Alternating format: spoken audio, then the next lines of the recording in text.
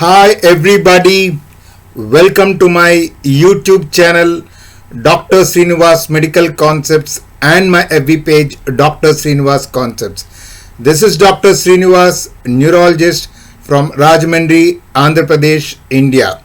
My email is sreeklpm@gmail.com and I'm the medical author of the book Focused Neurology. My YouTube channel is Dr. Sreenivas Medical Concepts. Today we are going to talk about a very interesting topic, cognitive neurology part 3, occipital lobe. So we are going to talk about cognitive neurology part 3, occipital lobe. The occipital lobes are the termini of the geniculocalacrine pathways and are essential for visual perception and recognition. The medial surface of the occipital lobe is demarcated from the parietal lobe by the parieto-occipital fissure. On the lateral surface, there is no sharp demarcation from the posterior temporal or parietal lobe. On the medial surface, the calacrine fissure, which courses in the anterior-posterior direction, is the major landmark. The calacrine cortex on each side is the terminus of the geniculocalacrine pathways. So you can see here the occipital lobe, and it is a termination of the geniculocalacrine pathways. It is placed in the posterior part of the cortex, basically concerned with the vision. Right. The occipital lobe functions mainly in the receptive areas for the visual stimuli, area 17, and their recognition, areas 18 and 19. Occipitotemporal lesions causes an inability to identify the objects. What of visual processing is affected? So if there are occipitotemporal lesion, what of visual processing is affected? What they're not able to identify. If the occipitoparietal lesion is present, occipitoparietal lesion causes an inability to locate the objects. Where of the visual processing is affected? Where is affected? Very important. Occipitotemporal lesions, what of visual processing is affected? Occipitoparietal lesions, where of visual information or processing is affected.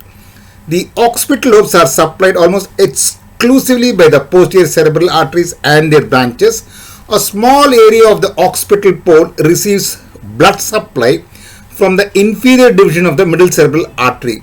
This assumes importance in the clinical finding of macular sparing. The macular area, which is responsible for the central vision, it lies posteriorly in the occipital pole. Generally, when the occipital lobe gets affected, they will have homonymous hemianopia on the opposite side, but the central vision, which is represented by the macula, is spared, which is known as macular sparing.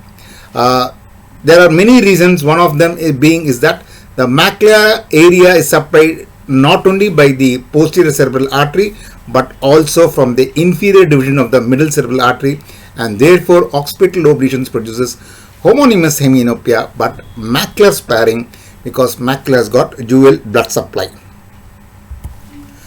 The primary visual cortex, area 17, is located on the lips of the calacrine fissure and adjacent portions of the cuneus above and the lingual gyrus below. Area 17 receives the geniculocalacrine projection, which is retinotopically organized. The striate area receives primary visual impressions, that is the color, size, form, motion and illumination. The most familiar and classic deficit is congruous. Equally they get affected. Both sides, the equal parts, the representation, the corresponding parts gets affected, which is known as congruous. Contralateral, on the opposite side, it gets affected. Contralateral homonymous hemianopia. The central vision represented by the macula is spared because macula has got dual blood supplied, with the preserved optokinetic nystagmus, because optokinetic nystagmus is basically to do with the pursuit pathway, which comes from the parietal lobe and goes to the PPRF. So since the parietal lobe in occipital lobe lesions, the parietal lobe is intact, there is a preserved optokinetic nystagmus, and there's a preserved pupillary light reflex, because the visual pathway and the pupillary light reflex pathway are different. Till as much as lateral geniculate body, both are same, but just before the lateral geniculate body, the pupillary fibers take off and go to the midbrain, and then supplies the pupil, whereas the visual pathway or the visual fibers continue from the lateral geniculate body to the occipital cortex. So, when the occipital cortex gets affected, vision gets affected, but the pupillary reflex is spared, because pupillary fibers divert from just before the lateral geniculate body and goes to the midbrain. So, they have a preserved pupillary light reflex. Very, very important. So, the classic deficit of occipital lobe infarctions or occipital lobe lesions is that they have congruous, that is the corresponding parts get affected, contralateral homonymous hemianopia with macular sparing because of its dual blood supply, with a preserved optokinetic nystagmus because the occipital lobe is affected but the parietal lobe is intact, and the preserved pupillary light reflex because pupillary light pathway diverges from just before the lateral geniculate body and goes into the midbrain. So, occipital lobe lesions, there is a preserved light reflex. Very important point, because if the pathway gets affected very much anterior, that is before the lateral geniculate body, both the visual fibers and the pupillary light reflex get affected if it is very much anterior. But if it is the midbrain lesion, only the pupillary light reflex gets affected, but whereas the vision is spared because the visual fibers go from the lateral geniculate body to the occipital cortex. But if the occipital lobe is involved, vision is affected, but pupillary light reflex is spared. Very, very interesting, very, very exciting. By just looking at the vision and pupillary light reflex, we can place the lesion. If both the vision and pupillary light reflex are affected, the lesion is very much anterior. If the pupillary light reflex is affected but vision is spared, it indicates a midbrain lesion. If the vision is affected but pupillary light reflex is spared, it indicates an occipital lobe lesion. Right. Ictal activity over electrical stimulation of the calcarean cortex produces unformed visual hallucinations such as scotomos and flashes of light. The parastriate area, area 18, and the peristriate area, area 19, they receive and then they start interpreting impulses which come from the primary area 17. So, area 18 and 19 are visual association cortex, essential for recognition and identification of objects. The posterior parts of the lingual and fusiform gyrus are important for color vision. The posterior portion of the middle temporal gyrus is involved in the recognition of the movement, that is the motor vision, and the fusiform gyrus is important in facial recognition. So, the fusiform gyrus is affected, they cannot recognize even known faces. They can recognize by the way they walk, by the way they talk, but just looking at the face, they cannot identify the known faces, which is known as prosopagnosia, inability to identify known faces. In fact, if the lesion is too much, they cannot identify, leave alone their friends, they cannot identify their own faces if they stand in front of the mirror. The visual memories are stored in the association cortex. The stimulation of these regions causes formed hallucinations. Lesions involving the occipital lobes bilaterally result in various degrees of visual loss, often accompanied by Anton syndrome, denial of blindness. They bump into objects. Though they have visual loss, they deny that they have visual loss and keep walking and continuing, and they may bump into objects. So, denial of visual loss is known as Anton's syndrome. Denial of blindness, and they bump into objects. The visual agnosia is very, very interesting. Several syndromes, including visual dysfunction, are due to lesions that spare the occipital lobe and either the temporal lobe or the parietal lobes. They have been divided conceptually and anatomically into a dorsal occipitoparietal and a ventral occipitotemporal stream of information processing. The ventral occipitotemporal region is considered to represent the what of visual processing to identify objects. So, if occipitotemporal, that is the ventral stream, if it gets affected, what of visual information is affected. what of visual processing to identify objects is affected? They include visual object agnosia. They may identify a car as a car, but they cannot name the specific type of car, the specific company of the car. Prosopagnosia, they can say it is probably a human face, but they cannot say the individual identity of a person of the human face. Alexia, they'll have difficulty in reading. They'll have color agnosia. They see colors, but they're not able to understand the meaning of that color. So they just see the color, but they cannot say what color is that. It is stripped of the meaning. So what of visual processing is affected when there is ventral occipitotemporal stream gets affected? What of visual processing is lost? Visual object agnosia, prosopagnosia, inability to identify known faces, alexia, difficulty in reading, and color agnosia. They see color, but they cannot identify the color. They seem to have been stripped of the meaning of what they see. Another stream is the dorsal occipitoparietal stream, which is considered to represent where of visual processing to locate objects. So where of vision is affected. They include visual simultaneous. They cannot identify the center with the periphery of the vision. If they see the forest, they'll be focused only on the tree. They don't see the forest in its entirety. They miss the forest for the trees. Topographagnosia, they cannot identify the places. Balance syndrome, it's a triad of optic ataxia, oculomotor apraxia, and simultaneous. Right. So according to Leisure's concepts, the visual object recognition, accordingly it has two distinct processes. First is perception, second is apperception. Perception is the construction of a perceptual representation from vision. So the construction of a perceptual representation from vision is perception. Second is apperception, the mapping of this visual representation into stored percepts or engrams of the object functions and the associations. According to Leisure, impairment of either of these processes could give rise to defect in visual object recognition, either perception or apperception. Prosopagnosia. So occipitotemporal lobe lesions, as I said, it causes what of visual processing. So if there's an occipitotemporal lobe lesions, what of visual processing is affected? What? They cannot identify the object. Prosopagnosia. Prosopon means face, gnosis means knowledge. So when there's an occipitotemporal lesion, it's a type of visual defect in which the patient cannot identify a familiar face by looking at either the person or a picture, even though he knows the face as a face and can point out its features.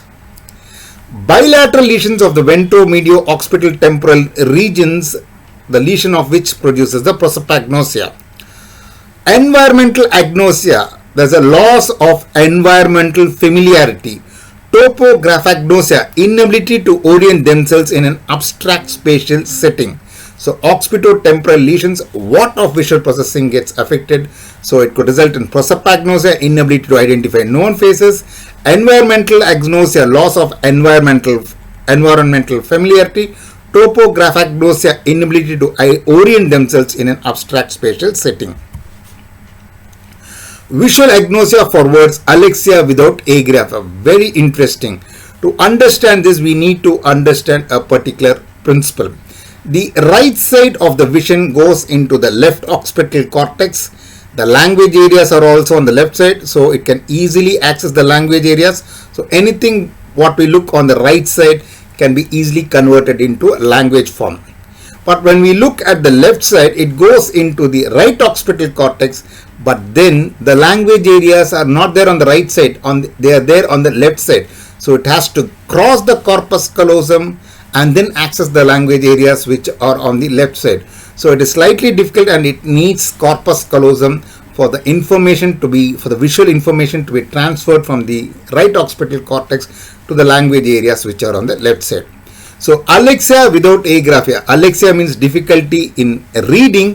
Agraphia means difficulty in writing. So alexia without agraphia means They have difficulty in reading, but they don't have difficulty in writing. They can write, but they cannot read what they have just written themselves. So this is alexia without agraphia. How do we explain this? This can be explained by a lesion of the left posterior cerebral artery involvement. Here you can see that there are two lesions when the left posterior cerebral artery is involved. One, there's a lesion in the occipital cortex. Second, there's a lesion in the splenium of the corpus callosum. So when the left posterior cerebral artery is affected, the left occipital cortex is affected. So it produces right homonymous hemianopia. So they cannot identify objects and convert it into a language forms on the right side. So whatever they see, it has to come from the left side of their body. So the left vision goes to the right occipital cortex. But then the information, the visual information from the right occipital cortex cannot be transferred to the language areas which are on the left side, because the splenium of the corpus callosum is affected, and the splenium corpus of the corpus callosum is also supplied by the posterior cerebral artery, so it also gets affected, so the information cannot be transferred. So the visual information, what they see, cannot be converted into a language form. So this we call as alexia, difficulty in reading. They don't have difficulty in writing because it goes anteriorly. It is transmitted anteriorly. In fact, even blind persons can write. They don't need occipital lobe. So here it produces alexia without agraphia. There's no difficulty in writing, but there's a difficulty in reading. They cannot read what they have just written. Very fascinating. Alexia without agraphia. So the destruction of the left visual cortex and the splenium or intervening white matter, the words perceived in the right visual cortex cannot cross over to the language areas and the patient cannot read. Yeah, that was about the occipito-temporal lesions. Now let's see which causes what of visual processing being affected. Occipito-parietal lesions, where of visual processing gets affected. So they have problem with the spatial integration, where is affected. Visual simultaneous. This describes an inability to grasp the sense of the multiple components of a total visual scene despite retaining ability to identify individual details. For example, if they are asked to look at the forest, they get focused only on a tree. They cannot look the forest in its entirety. An inability to grasp the sense of multiple components of a total visual scene despite retaining ability to identify individual details like a tree. So they miss the forest for the tree. How do we test it at the bedside? We give small letter A's and big letter A's and we ask them to encircle. Generally, persons are able to see the bigger letters better and they may be able to encircle the big lettered A. But persons with simultaneous agnosia, when they look at the big sized A letters, they either look at the horizontal bar because their vision gets fixed onto one particular point. They cannot integrate the center with the periphery of the vision. So when they look at the big sized letter A, they either look at the horizontal lines or the oblique lines and they think it is not A and they don't encircle it. But when they look at the small letter A's, it falls into the center of the vision and they're able to see and appreciate it letter A and they encircle it. So this is a manifestation of simultaneous agnosia. So they cannot integrate the center with the periphery of the vision. So they are able to encircle the small A's because it falls into the center of the vision, but they're not able to encircle the big sized letter A's because it does not fall into the center of the vision. They look either at the horizontal line or oblique lines and they think it is not A and therefore they don't encircle it. So when asked to encircle A's, patient encircles only small A's and not big A's. Very interesting again. Yeah, occipital lobe, occipito-parietal lesions. A simultaneous agnosia is a component of the triad of balance syndrome. But what is balance syndrome? Balance syndrome is because of the occipito-parietal lesions. Balance syndrome, an essential feature of the balance syndrome, appears to be a failure to properly direct oculomotor function in the exploration of the space. So balance syndrome, an essential feature of the balance syndrome, appears to be a failure to properly direct oculomotor function in the exploration of the space. It is typically seen in patients with bilateral parieto-occipital lesions.